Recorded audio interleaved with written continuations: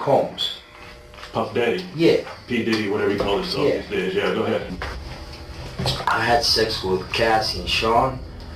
Basically, he would masturbate and tell me what to do with Cassie. I was like a sex slave, okay? He was violent, and he subjected victims to physical, emotional, and verbal abuse so that they would participate in the freak-offs, and that Combs hit, kicked, threw objects at, and dragged victims, at times by their hair. In today's video, we'll be exploring the bombshell allegations and testimonies that are coming out regarding Sean Diddy Combs and his infamous private parties, known as freak-offs. That's right, reports are out about what the FBI found during their raids, and it may leave you speechless. Grab your popcorn as we're about to break down the witness statements, shocking evidence, and alleged involvement of big-name celebrities. Let's get started. So let's start with the FBI raid. A few months ago, federal agents raided Diddy's properties, and what they discovered was absolutely bizarre. According to reports, they found over 1,000 bottles of baby oil. Yes, you heard that right, over 1,000 bottles. These weren't your average parties. These were what Diddy himself allegedly called freak-offs. According to multiple sources, including lawsuits filed against Diddy, these events were much more sinister than they first appeared. In Lil Rod's lawsuit, it described in explicit detail what happened during Diddy's freak-offs. According to the indictment against Diddy, investigators seized more than 1,000 bottles of baby oil and lubricant from his home. The court doc states these items were used in something referred to as freak-offs, which were elaborate and produced sex performances that Combs arranged, directed, masturbated during, and often electronically recorded. In arranging these freak-offs, Combs, with the assistance of members and associates of the Combs enterprise, transported and caused to be transported commercial sex workers across state lines and internationally. During freak-offs, Combs distributed a variety of controlled substances to victims, in part to keep the victims obedient and compliant.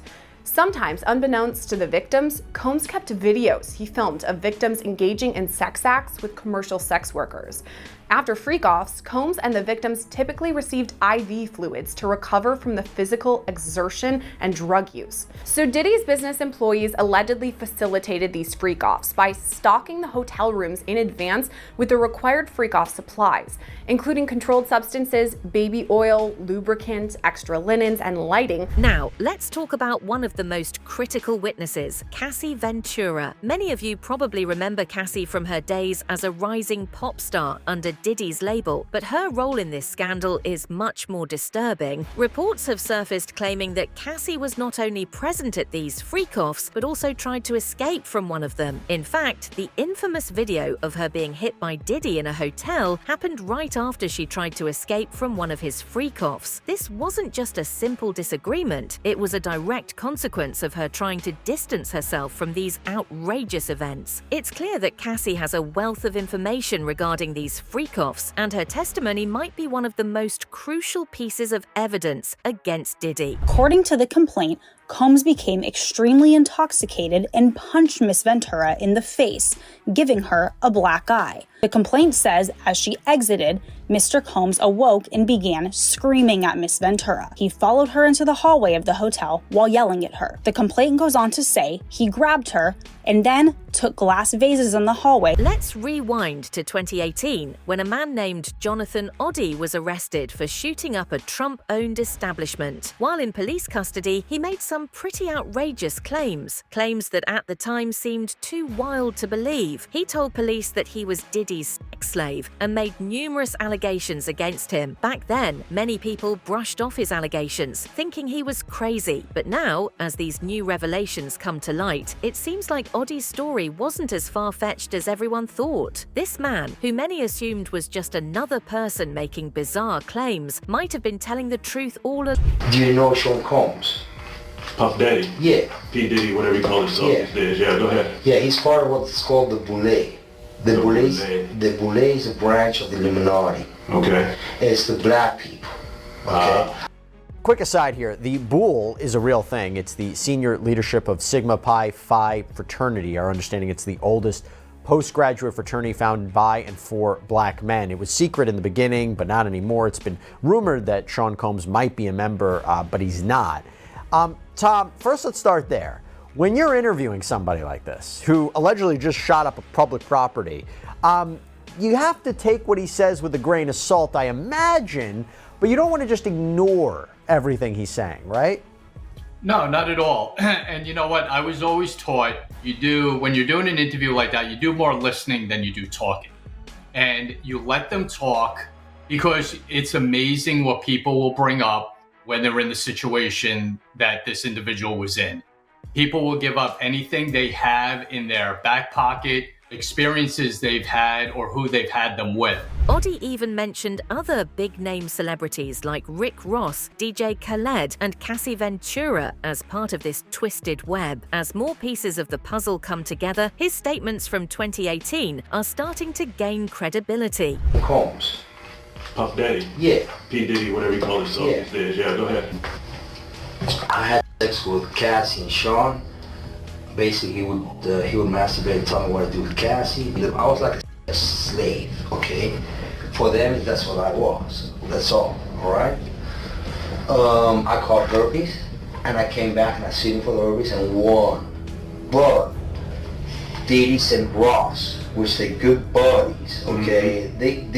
They're gay. Who? Both. Diddy and Ross and Khaled. They're all gay. Okay? DJ Khaled, Rick Ross, and P. Diddy? Yeah. They all gay? Yeah. Gotcha. All right. I seen the liquid cocaine, I've drank it myself. Having sex with Diddy and Cassie. Okay? It's not good. He drinks it all the time. Alright? He calls it G-Juice, but it's liquid cocaine. Alright. I've settled $4.125 million with Diddy. But the list doesn't stop with Oddie's allegations. Judging from clips online, Kevin Hart seems to have been present at Diddy's freak-off parties. But if he was involved in the criminal activities remains to be seen. Anyways, this new TikTok video was uploaded 4 days ago, and it's sitting at over 10 million views. And of course, it has everything to do with an alleged Diddy party. Here you go. Kevin Hart is at a Diddy party, and they made the mistake of putting the content online.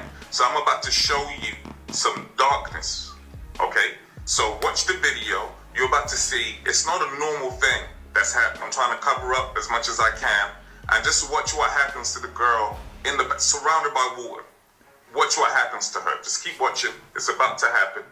It's about to happen. Watch at her. You see what's going on there? You see the smoke? Damn. You see the smoke? Her is on fire.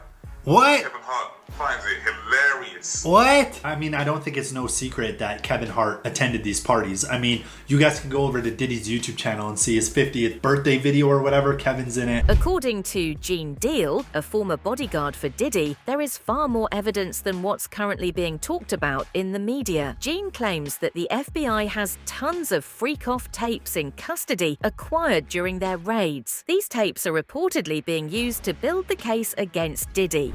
You got to realize, when Homeland Security get their evidence together, they're going to send agents out. You understand? They might send an agent out to me. Yo, what do you know? What have you heard? What have you seen? What's been going on? You know what I'm saying? You know, did this happen when you was around him? Did this happen back in the day? That's what they're going to want to know. You know what I'm saying? So they're going to send investigators out. They're going to send people out for anybody that they can get some information from to help their case. So those celebrities ain't going to say nothing.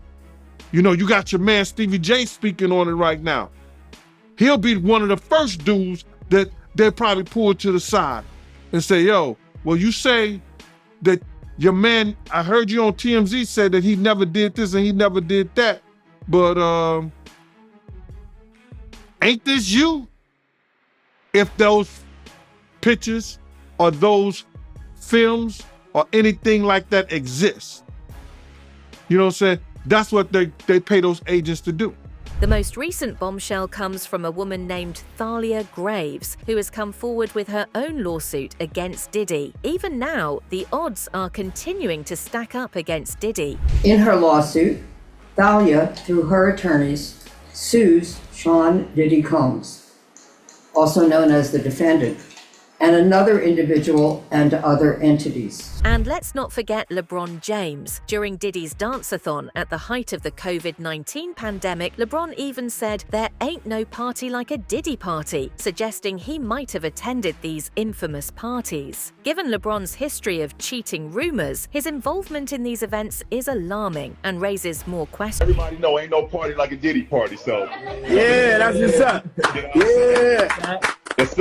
One of Diddy's neighbors said he constantly saw underage girls going into these parties where they were allegedly drugged and then taken advantage of. There is a picture of P. Diddy's daughters on vacation with LeBron James's son, as we also know that LeBron James has allegedly cheated on his wife many times with many different women, some of those texts even coming out. And you combine all of that together with LeBron James saying, quote, ain't no party like a Diddy party. What exactly did he mean by that? What was he doing at these Diddy parties where clearly he went to multiple times based on that statement he made on an IG Live with... By now, the authorities have already released an official report as part of the indictment about what happened in Diddy's parties, and the evidence does not paint a pretty picture.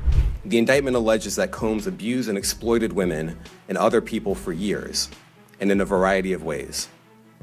As alleged, Combs used force, threats of force, and coercion to cause victims to engage in extended sexual performances with male commercial sex workers, some of whom he transported or caused to be transported over state lines. Combs allegedly planned and controlled the sex performances, which he called freak-offs, and he often electronically recorded them. The freak-offs sometimes lasted days at a time, involved multiple commercial sex workers, and often involved a variety of narcotics, such as ketamine, ecstasy, and GHB, which Combs distributed to the victims to keep them obedient and compliant. As alleged, when Combs didn't get his way, he was violent, and he subjected victims to physical, emotional, and verbal abuse so that they would participate in the freak-offs, and that Combs hit, kicked, threw objects at, and dragged victims, at times by their hair. So where does that leave us now? Well, the FBI hasn't officially revealed all of their witnesses, but it's clear that the case is growing stronger. That the idea of this freak-off, now that it is officially part of the criminal case, now that it's mentioned multiple times, this makes me wonder two things from a legal point of view. Number one, it is such a wild concept and a phraseology that it's hard to believe that this is something that was just made up by Combs' accusers. And when I say Combs' accusers, could that be Ventura? Yes. Could that be Jones? Yes. Perhaps the government got this information, this idea of the freak-offs originally from them. And by the way, when I say Combs' accusers, could be Ventura, could be Jones. Perhaps the government got this idea of the freak-offs from them originally, but we don't know. To be clear, we do not know for sure. We do not know who the accusers are, the victims are in this criminal case, who the government's witnesses are, whoever those people may be, because we don't know for sure who is cooperating with the government right now. But the bottom line is the idea of the freak-off, there's enough there to substantiate it that the government is moving forward with this. But who else will come forward? Who will testify in court? Even if the FBI hasn't revealed its witnesses, there have been other victims speaking out about their experiences. For instance, Thalia Graves also described her own experience at a press conference. It's important to note that Thalia's case isn't just an isolated one. It adds to the growing list of people stepping forward with allegations against Diddy, suggesting a pattern of behavior that's become impossible to ignore.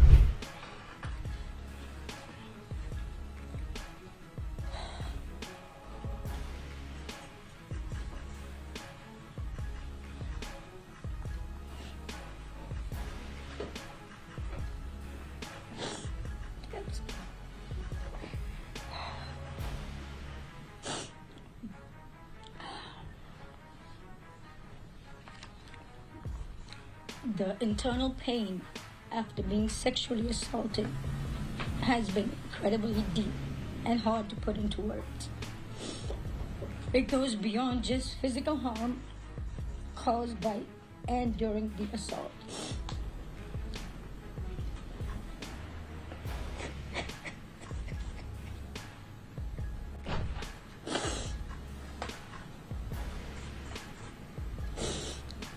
It's a pain that reaches into your very core of who you are and leaving emotional scars that may never fully heal. Some of the hardest parts of this pain are the shame and the guilt I have experienced that plays a negative part in my day-to-day ability to function properly. Being blamed, questioned, and threatened has often made me feel worthless, isolated, and sometimes responsible for what happened to me.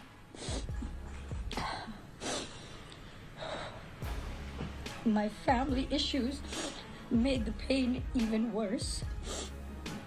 I was already going through a divorce at the time of the assault and did not get the support that I needed. We can only speculate at this point, but the pieces of this disturbing puzzle are starting to come together, and it doesn't look good for Diddy. That's it for now. Don't forget to tell us what you think in the comments below. For more updates, hit the bell icon.